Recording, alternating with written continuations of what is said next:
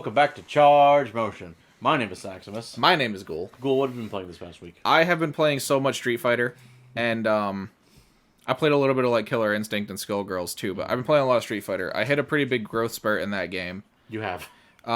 So I've been kind of like sticking to it because I wanna keep on the upward curve that in skill that I'm on right now. Yeah.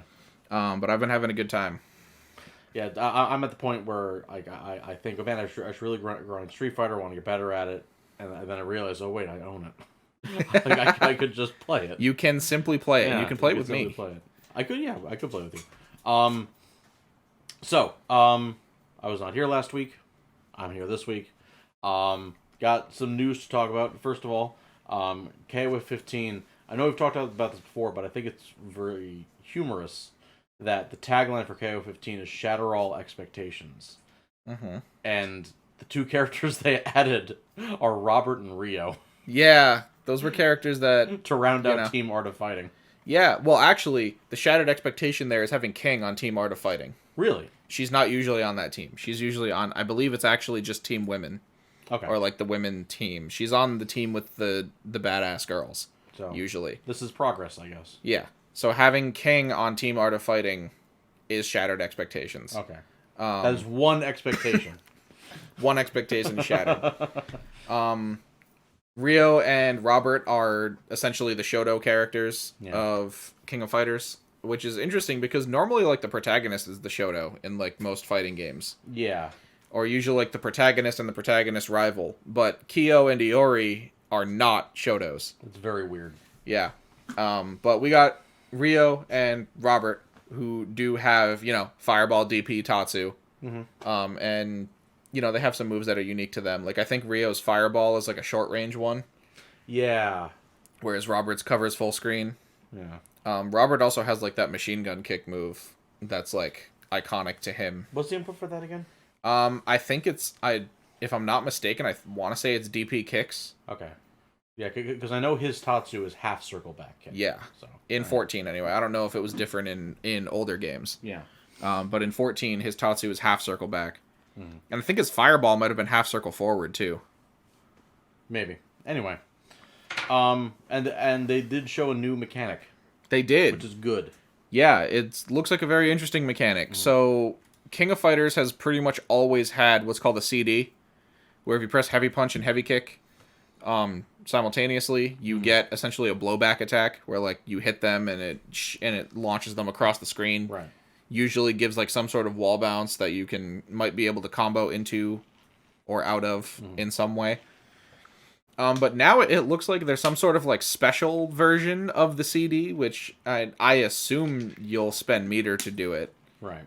Because it looks like it has like a meter burn effect on the animation. But it has like a purple aura animation around it, and it seems to act very, very similarly to a focus attack from Street Fighter 4. Yeah, because in the trailer, Rio did it on Robert, and there's very similar crumple animation. Yeah, so like it caused like a crumple stun, and it has armor. I don't know how much armor it has, like if it has one hit of armor, or like if it has infinite armor, kind of more like a focus attack. But it is cool that we got to see like a brand new mechanic that, as far as I know, actually, you know what? It might have been. I think I read that it was in KOF 98. So this type of mechanic isn't necessarily completely new. But if you're like me and you've only played like 14, 13, and like 02 UM, you probably haven't seen this before, unless it's in one of those games, and I'm just dumb. But either way, it looks cool. I like focus attack style mechanics. Like, just the mind games around using an armor move in that fashion. I really enjoy that. So I look forward to seeing its implementations in KOF 15. Yes. And we still don't have a release date, do we? I don't believe so. No.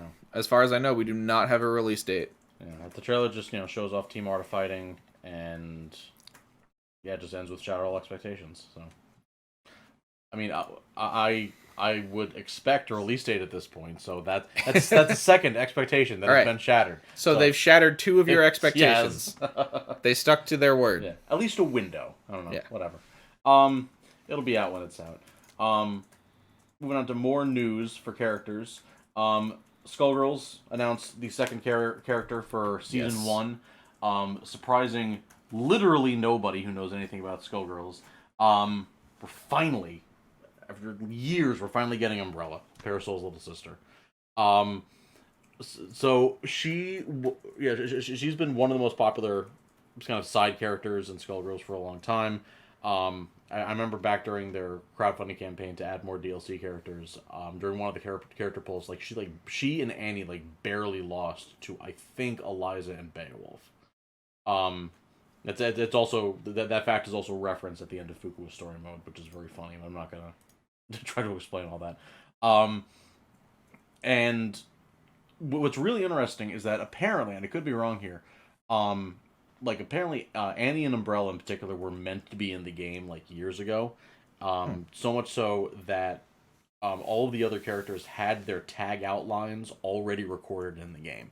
Really? Tagging out into Annie or tagging out into Umbrella. That's really interesting. Yeah. I could be wrong there. But we're finally getting Umbrella, which is a big deal for several reasons. First of all, new character for a decade-old game. New character in Skullgirls. Yeah. And second, also, if I'm remembering correctly, I'm pretty sure Umbrella was, if not the last character, one of the last characters needed for a story mode that would flesh out the entire story of Skullgirls. That's big. That is big. Because Parasol is one of the central characters in the story, and apparently Umbrella needed her own story mode. I think the other two characters that needed their own story modes were Black Dahlia and a playable version of Marie, the final boss. Mm-hmm. So that's my prediction for the last two characters of season 1. I'm not going to bet money on it because there are a whole bunch of characters they could add. Right. But yeah, whole blog post. We didn't see much. We saw a handful of animations. And a lot of ice cream. Yes. Historically she's always eaten ice cream during bad days. Hopefully she's not eating ice cream because of bad days anymore. I'm just going to directly quote the blog post they put on Steam. She's still very early on development. I think they put the release window in late 2021, which I'm fine with. I'm fine with waiting. I've waited years. Yeah, We've all waited years for this character. Skullgirls players have waited years for new characters, so I don't. What's a few more months, right? Yeah. The other thing to remember is that every single frame of every single animation in Skullgirls is drawn by hand. Yeah, and that's why the season 1 pass is so as expensive as it is. Yeah. So keep that in mind when you're forming your opinions about the prices of DLC and about the release windows and that sort of thing. Everything is done manually by hand with passion. Yes. And also, I just want to say again, Future Club, the development team working on it, is employee owned. Yes, that too. So anyway, talk about Umbrella. Small character, big swings thanks to her living weapon, Hungern. She's slow with limited movement options, but she can use special moves to approach with some risk. Hungern will get hungrier as the match goes on, or after performing certain actions, and his hunger level influences move properties, which I think is very interesting. Sin Kisuke? That's the first comparison that came to mind. Yeah. a food gauge? Yeah. For instance, for ML, if Hungern is starving, normals that use him are slower, but moves that involve devouring the opponent are stronger. For context, Hungern is the umbrella that Umbrella holds. It's got living eyes and at the top. It's her living weapon. Yeah. If Hungern is overstuffed, moves that involve him conjuring something from the depths of his stomach may have bonus effects. Hungern is quite ravenous and dangerous when he is hungry but not yet starving. Expect to be rewarded if you can maintain this narrow window of power. Interesting. So she's going to be rewarded for maintaining a balancing act. Yeah. Right? Not overstuffing him or not, emptying, not, starving him. Yeah, or predicting, anticipating how your hunger level will change and then changing your combos or your game plan accordingly. Which I think is really interesting because I don't really think Skullgirls has that many resource management characters. I mean, you got Beowulf with his hype, and you got Robo Fortune with her heads. Yep. That's kind of all I can think of. I mean, if you want to count it, Valentine has her syringes. Yeah, with her syringes, and I guess Squiggly with her stance charges, which is it's not quite the same. But But yeah, I like resource management characters. I mean, I played Jury in Street Fighter V, and I play Scizor in Pokken Tournament. So Yeah, I mean, resource management characters are fun. I always suck at them. yeah, Because I have a hard time using just the regular meter that's in the game, let alone adding gauges onto it, which is a main reason I don't play Order Soul and Plus R, and I play regular Soul instead. But she'll be interesting to see for sure. Yeah. We did get an early look at concept art for the stage. Panzerfaust is in the background. I want Panzerfaust to be a character, hopefully in Season 2. Yeah, the beta early access in Q3 2021 and full release in Q4 of 2021. So interesting. So, are we expected to get the full release version of Annie at the same time? No, Annie's full retail version of Annie is actually coming up pretty soon. I believe they said back when she was released, like in May or early June. I could be wrong, but yeah, no, like Annie should be hitting the retail version of the game relatively soon. Okay, cool. Yeah, good to know. They also added the Season 1 pass color palettes. Every pre-existing character already in the game gets a new color palette. They're really good. They are really good. There's a lot of references and stuff in there. Yeah. I think Big Bands is cursed. It's Wario. I don't like it. I will not be using it. It makes me deeply uncomfortable. A lot of them are really, really good. Beowulf skin is really good. It's Ganondorf. And when he uses his level 3, the Moon Salt, the moon has the Majora's Mask moon face on it. That's super cool. It really is. I mean, I could put him in nerd hat and say, actually Ganondorf wasn't in Majora's Mask, but whatever. It's a great skin.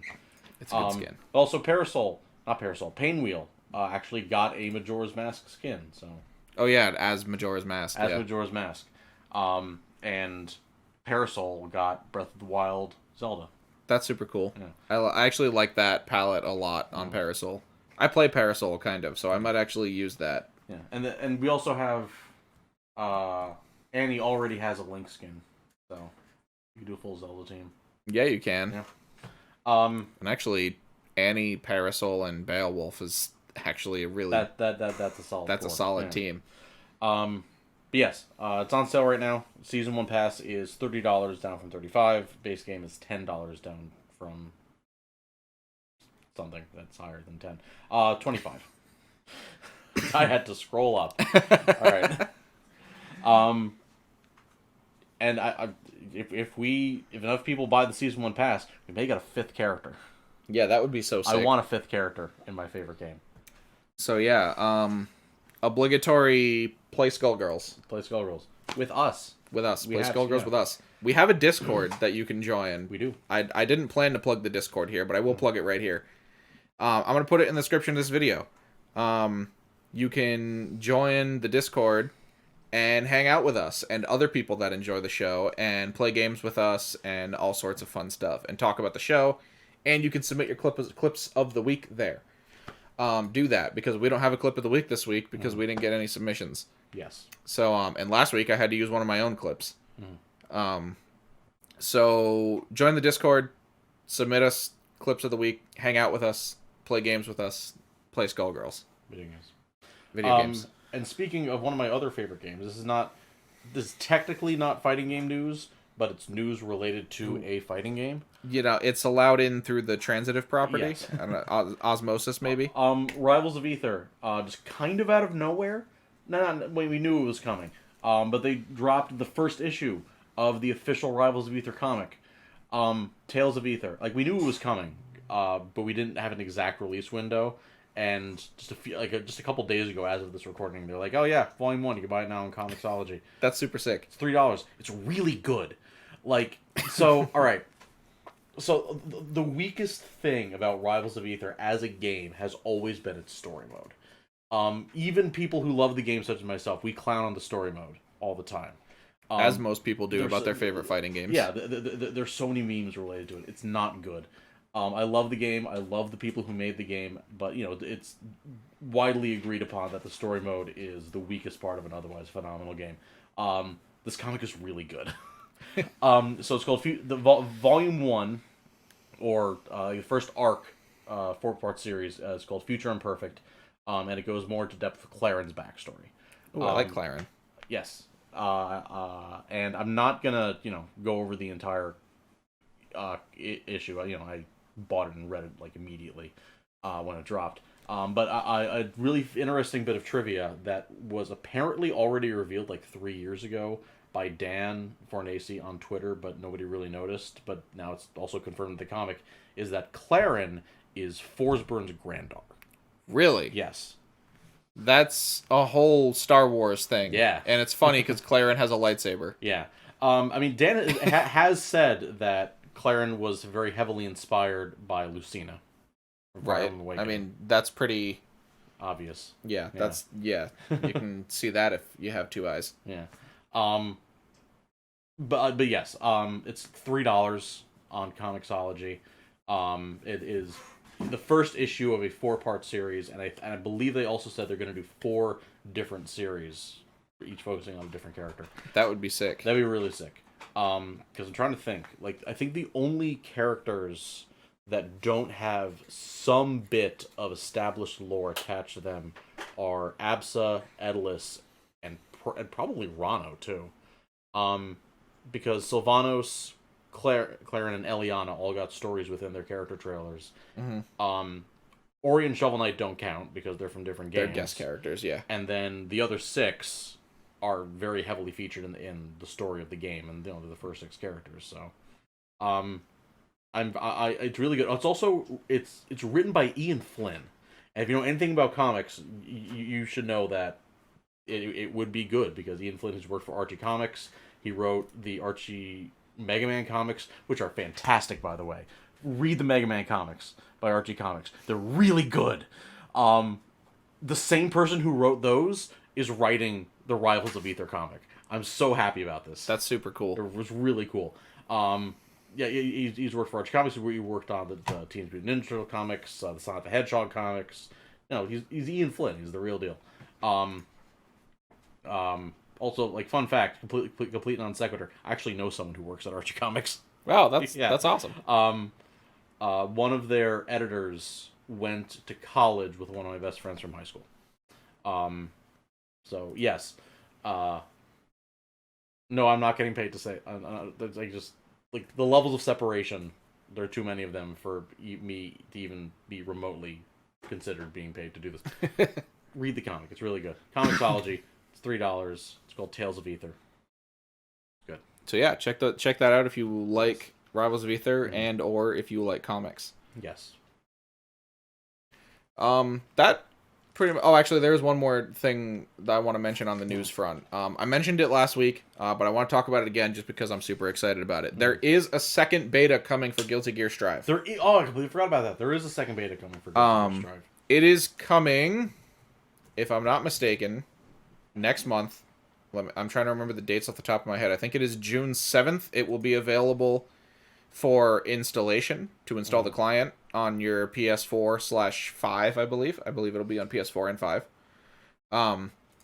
And on the 13th is the first day of play. So the actual servers will be live on the 13th through the 16th that weekend. Okay. So some things that we didn't get in the previous beta, we will have now. Most notably, we will have the 2 remaining characters from the base roster, Anji and Ino. They were not available in the first beta. They will be playable in this beta. I'm very looking forward to Ino in particular. Yeah, Ino looks super cool. She does. I'm going to give her a try, no doubt. The other thing that we will be getting is a rematch feature, which the first beta did not have. You had to one and done everybody in matches that you played in the previous beta. I don't like that. Nobody liked that. Yeah, no, that's... Trying to run matches like with your friends and stuff was a nightmare because you couldn't hit rematch. You had to go back out into the lobby system, which nobody liked. Yeah. And then rematch with them. That will no longer be the case. Good. Very happy to hear that. Inside the ranked, I use air quotes because the ranking system is very different in this game, but inside the ranked portions of the lobby tower, you will be allowed to have 3 games with one person before you have to, find somebody else to fight. And the way it was worded didn't specifically say that it was a best of 3 set. like Street Fighter V's ranked is. They said that it is. They said that you will get to play 3 games, so you could 3-0 somebody in that ranked mode. Whereas if you win 2 in Street Fighter V, you know the ranked set ends. Yeah. I think that's pretty interesting because it just allows for more games. I mean, and in a beta, that's what we're all going for here, is just more games and more time to play. All right, they said you'll get 3 games, or you play until someone's recommended floor changes. Oh, okay. So that makes sense. If you fight somebody 1 game and your floor goes up, then you obviously won't be able to fight them on that floor anymore if you're happen to be on your recommended floor. You would think the floors would be recalculated after a set finishes. But it's not a set. That's true. Is what I'm saying. It's just 3 games. Yeah, that's true. So it's not and even in Street Fighter V, you get points for each individual game in the set. That's correct. I forgot about that. Because if your opponent leaves mid-set, then you get your points for your games at least. Yeah. But yeah, and then in the outside of the tower, in like the non-ranked, the casual match area, you'll have unlimited rematch. That's good. So you can meet your friends there and run sets until your heart's content, which is really exciting.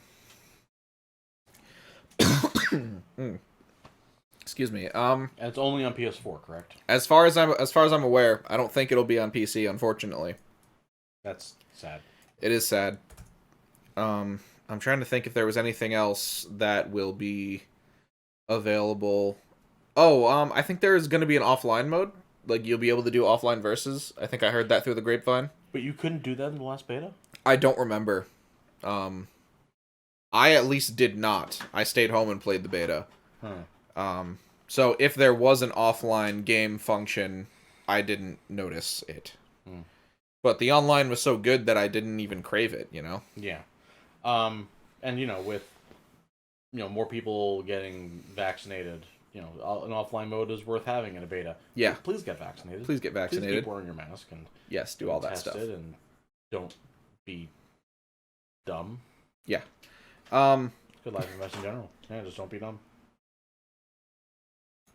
Yeah, I'm trying to remember if there's anything else notable about this beta. Nothing. I think that's all of it off the top of my head. But yeah, definitely keep an eye out for that. Like I said, June 7th will be the day that you can install the client, and the servers will be live from the 13th through the 16th. So keep an eye out for that. That's not a bad window of time. It's yeah, pretty good. It's 3 days. Yeah, it's a weekend. It's a weekend. Yeah. So if your particular area has locals running, safely, please. Safely. Bring it to your locals, run a bracket. Oh, the other big thing that I knew I was forgetting something that was on the tip of my tongue. There's a balance change. There's a balance update. Right. So some things are being tweaked and changed from the previous beta. Like I know Leo players are sad that he can't combo off of his run through cross up anymore. Yeah. And that's one of the bigger changes that we've seen already, but there will be more balance update to the pre-existing characters. So if stuff feels weird, you'll know why it got changed. Yes. And I think that might be it for news. Yeah. A light week on news, just in general. That's yeah. Okay. That's fine. Yeah. What we did get was awesome. Skullgirls stuff. Play Skullgirls. Guilty Gear stuff. KOF stuff. Comics. Comic singular. Comic, yeah. With, promise of more comics. Yeah. That's part 1 of 4 in the series. But yeah. Like I said, we don't have a clip of the week segment this week. We didn't get any submissions. If you want to submit your clip to us, it can be any fighting game. Literally any fighting game. Literally any fighting game. Submit it to us by tweeting at us at Charge Motion. It's right there. There we go. I have trouble pointing into a camera. Yeah, it's down there. Yeah. You can see it. Tweet them to us at Charge Motion. Or, if you want to be super cool, you can join our community Discord where you can talk to us, hang out with us, play games with us, and there's a channel in there to submit your clips of the week. Yes. And if you do that, we might pick your clip and watch it on the show, respond to it, react to it, analyze it, and give you compliments. Yeah, and no, obviously we'll shout you out. Yeah, Shout out. naturally. Yeah. Yeah, do it now, please. Yes, submit your clips so that we can, create content. But yeah, coming off of that, I think the last thing we wanted to talk about today was that, with the COVID era, hopefully, fingers crossed, coming to an end, as people are getting vaccinated and businesses are going to start opening up again, the one thing that means for the fighting game community as a whole is we'll be having locals again. Finally. And if you are a person that, for instance, picked up fighting games during the pandemic, I'm so sorry. Yeah. It was like, that was the worst time to pick up fighting games. I sure hoped you picked one with good netcode. Yeah, like Skullgirls. Like, if you chose to get into, I don't know, like Smash Ultimate or Grand Blue, I am so sorry. I'm sorry. But the good news is, as more people are getting vaccinated, hopefully our locals will start to come back, and you'll be able to go play offline fighting games. If you haven't done that yet, when it is safe to do so, I highly recommend that you do. Yes. It's a great place to meet people, new friends, new training partners. That's where we met. That's where we met, locals. Yes. And yeah, like you don't even need to enter any brackets if you don't want to. Just show up, play a game. If you play a game that might not be one of those popular games, bring it with you. Set it up. Yeah, absolutely. I've gone to tons of different locals, like all over like New England and like the Philly area and that kind of thing, and like even in New York, and not one local that I've ever gone to has ever said, no, you can't bring a setup. Yeah. They might say, oh, we might not have room. But, if you can find a place to plug in your setup and play bring a game that, you want to play that others might not know about. Lots of people are so down to just, like, try fighting games. Yeah. Like me in particular, I'm definitely, I'll try it once kind of guy. And then, I might like it. And they might like it, and then you start building a scene. That's actually how I started the Rivals of Aether scene. Yeah. Here in Rhode Island back in, 2017 I started going. I was going to Smash tournaments, and I, super into Rivals, and I started bringing my setup, and I was able to pester enough people into playing it with me. And myself included. Yeah. You introduced me to Rivals. I did. You played Maple, right? I played Maple, yes. Yeah. When Clarin came out, I switched to Clarin. But I did play Maple during my introduction to Rivals. But going to your locals is super important because the C in FGC stands for community. Yes. And that's where you're going to meet your community, is at your locals. I'm sure if you've like made friends and stuff online over Discord, that sort of thing, I highly recommend you ask them where to find games in your area, so that when it is safe to do so, when you are vaccinated and when the people that you're going to be around are vaccinated, you can go to those locals and play fighting games offline. Yeah. Because that is the way they are meant to be played. Yeah. A lot of them have event pages on Facebook. The FGC in general has most of its online presence on Twitter. Yes. There's absolutely bound to be TOs or specific venues or locals that have Twitter accounts that post up. Absolutely. If you aren't aware of your local scene, honestly, just post on Twitter. Be like, hey, I'm in blank. And I play blank. And I play blank. Yeah. Where can I go for games? And 8 out of 10 times somebody will answer you. Yeah. Because there's fighting game players everywhere. You just got to find them. A couple of things to know when you do decide to go to your first tournament. There are some basic etiquette things that, they're sort of like unwritten rules that you sort of culturally pick up after going to locals. The first one is, if you want games, you have to speak up. Yeah. That's like the most important one. Is you can't walk into a local for the first time and stand in the corner with your controller and expect to get games that way. Yeah. You have to approach a setup. If there's people playing at the setup, ask for a rotation. First, make sure it's not a tournament match. Or a money match. If you see money on the table in front of you, probably don't interrupt them. Yeah. But in general, there will usually be people standing around waiting and watching the matches. Talk to one of them. Ask, hey, do you know if this is bracket or not? Most of the time they'll be aware, and if they say yes, then you leave it alone and let them finish their match. If they say no, then you ask for next. Yeah. And it's really as easy as walking up and, in between games, wait for the game that they're playing to finish, so that they're, in the rematch selection screen, and just get someone's attention and say, hey, can I get next? And they'll always say either, yeah, sure, you can have next, or, there's someone else already asked, but you can play after them. Yeah. And then you just get in line. Yeah. If you don't do that, if you don't take the first step and be proactive and ask for games, you're going to stand in the corner all day and not have any fun and never play. And that's not how anyone wants their first local experience to go. Yeah. And if you are planning on entering brackets, keep in mind that there's a very good chance you're going to go 0-2 or 1-2. Yes. And that's okay. That's perfectly Totally fine. Okay. You're going to lose. Yeah. A lot. Yeah. And losing is learning. And that's such a big cliche, but it's so important to remember here. Don't go to your first local expecting to win. You don't get good to go to tournaments. You go to tournaments to get good. Yeah. Yes. That is probably rule number 2. Yes. Rule number 1 is ask for games. Yes. Rule number 2 is that. Yeah. Yeah. Rule number 3 is be nice to your TOs. They do a lot of work and a lot of it's unpaid. That should actually be rule number 1, I think. That should be rule number 0, if you will. Yeah, rule number 0. Be nice to everybody, right? But be respectful to your TOs.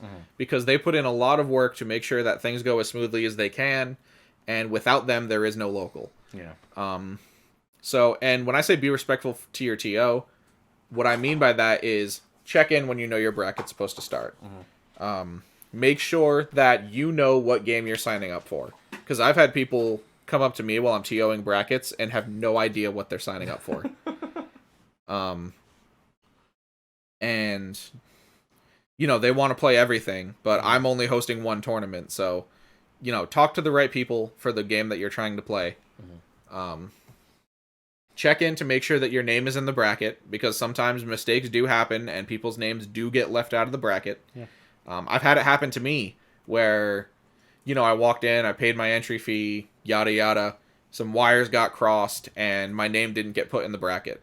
So I'm standing around waiting for my match to get called, and, we get to, winners round 3, and I'm like, hey, is my match coming up? And they were like, what's your name? And I told them, my name's Ghoul, and they're like, oh, you're not in here.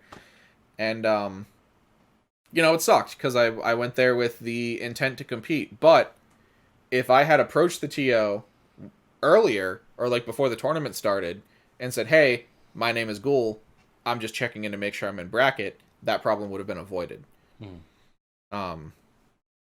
So I guess that falls under the whole be proactive thing, and kind of, ask for games, make sure your name is where it's supposed to be, make sure that if you go somewhere, or if you're in multiple games, let the TO know. Yes. If you know your match is coming up, but you got to run to the bathroom, just go to the TO and say, hey, I'm here. I'm going to run to the bathroom. I'll be back. And the TO will be like, okay, cool. I know you're in the bathroom, so I'm not standing around waiting for you, so I'm not going to DQ you because I know where you are. Yeah. As someone who has TO'd before, there are a few things more frustrating than non-communicative players. Yes. And I've done a lot of TOing too. We've TO'd together. And we've both seen so many instances of players not telling us where they are, and having to just DQ people because, the rest of the bracket has to go on. Yeah. So if you're late for your match, that's going to make all of the rest of the matches late. And then everybody's here longer than they want to be, right? And the tournament goes on for longer than it needs to. So make sure you're where you're supposed to be. Yes. As a footnote to this point, get your food before or after your bracket. Yeah, especially if you're ordering. Because the last thing you want is for your food to show up while you're in a match. Yes. And like if you get like Grubhub or whatever, you don't want your phone to start ringing, like while you're in the middle of a set. Mm-hmm. Because I've seen it happen. Because either you're gonna have to forfeit the set or pray to God that the game ends like right then and there, so you can just run to the door, grab your food. Yep. Or play the set and you don't get your food that you've already paid for. Right. Or your food sits outside because the Grubhub driver will just leave it there. Yeah. If they're a good one. If they're a good one. If they're a bad Grubhub driver, they'll just steal your food. Yeah, I've had that happen to me. I've had it happen to me too.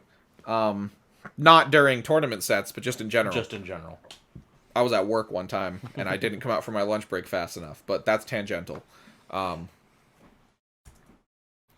yeah, so make sure that, you eat either before or after so that you're not running off to go get food in the middle of a tournament. Don't leave the venue in the middle of bracket. I know sometimes you have to, but really just, unless it's an emergency, try to stay inside the venue when you're still in bracket. Wait till you're eliminated to leave. Because I've had players just completely leave the building in the middle of bracket to go pick up food because they thought they had enough time. Long story short, they didn't have enough time. No. And they came back and I had to DQ them. And to keep everything running smoothly. And that's just the way of it. Even though this is all for fun, we do got to get home at a reasonable hour. Right. And got to end at some point. And you can't, like... Let me. How do I word this? You not being responsible for being there for your matches is going to jeopardize the experience of everyone else. Yes. Right? So you holding up bracket to go run off and get food or whatever is just being disrespectful to the TOs and to the players that are waiting for you. Mm-hmm. Like I said, we're all a community, so we have to work together, I think there was one more thing to this point that I wanted to make, and it's escaping me. But it all boils down to just sort of be respectful, right? And while you're there, especially if it's your first local, try to make friends. Yeah. Play sets with people, play lots and lots and lots of casuals, because that's where you're going to get your experience, and that's where you're going to find the people that want to help you learn. In tournament, their job is to beat you. Yes. Right? They're playing for money. They're playing for their position in the tournament. They're playing to win. Which you should be too. You should be doing your best. But if you play with someone in casuals, either before or after bracket or both, that's where you can start asking questions, right? You can be proactive in your learning and seeing things that you don't understand, asking the other player about it. I've never played casuals with someone who didn't answer a question when I asked it. And it could be as vague or as specific as it needs to be. Like, it's literally just, hey, what do you think I should work on? Right. It's a very open-ended question, regardless of the situation. So it is a very open-ended question. And most of the time, fighting game players will pick one thing you're doing bad and kill you for it. Mm-hmm. So I know that when people ask me that question, I'll tell them that one thing. Yeah. I'll tell them, I beat you because you jumped in so often that I just anti-aired you to death. Yeah, or you keep DPing on wake up, so I block and punish. So I blocked it and punished. Right. So a lot of times, a lot of players will be able to pinpoint that one thing that they kept killing you for and help you with it. Or at least point it out as a problem so that you are aware of it to work on it. Yeah. Talking to your fellow players is so important and so helpful. Especially since these games aren't really designed to help us learn them. No. Not many of them, anyway. Yeah. I know we've discussed it before, how a lot of games are very obtuse with how they handle their information. Yeah, how they present information to the player. Like how Tekken 7 makes you, pay for frame data? Yeah, it's a $4 purchase, yeah. It's already in the game, and it's already in the game, and you're paying $4 just to have the game show it to you. Right. To be fair, though, if you purchase the Season Pass, it does come with the Season Pass 3, I think. But still. But yeah, stuff like that. It seems, thankfully, that fighting game developers seem to be pushing themselves away from that sort of practice. Especially with Guilty Gear Strive coming out, because like just looking at the move list of Guilty Gear Strive, there's videos of what the moves look like. Like, so that you can see what the move is supposed to look like when you execute it properly. Yeah. And there's a description of what the move does and what it's for. That alone is so much more information than 90% of other fighting games will give you. But to circle it back to the point I'm trying to make, fighting games are hard to learn, not because they're hard to learn, but because the game doesn't tell us what we're supposed to learn. Yeah, exactly. So to alleviate that, we talk to other people who already know how to play the games. And that's really the long and short of it, is just be respectful to your TOs, be ready to lose, but more importantly than be ready to lose, be ready to learn. Yes. And be proactive in your experience. Because no one is going to... Well, I shouldn't say no one, but don't expect people to reach out and pull you into it.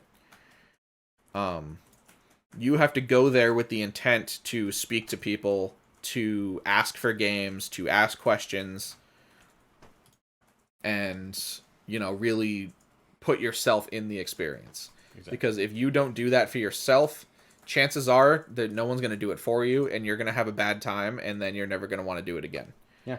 And you're missing out if that happens, because the FGC, when the FGC is good, it is so great. Really is.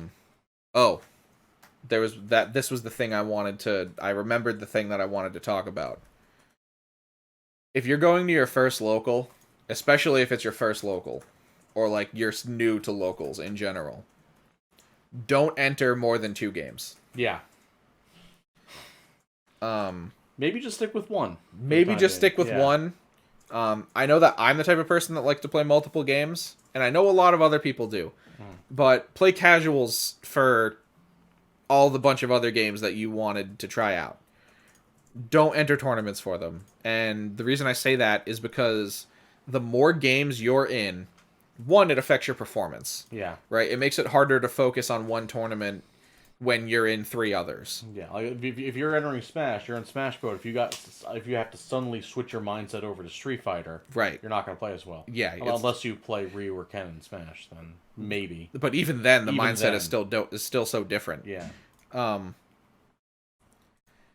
And almost arguably more importantly than that, entering multiple games is going to bog you down for every tournament.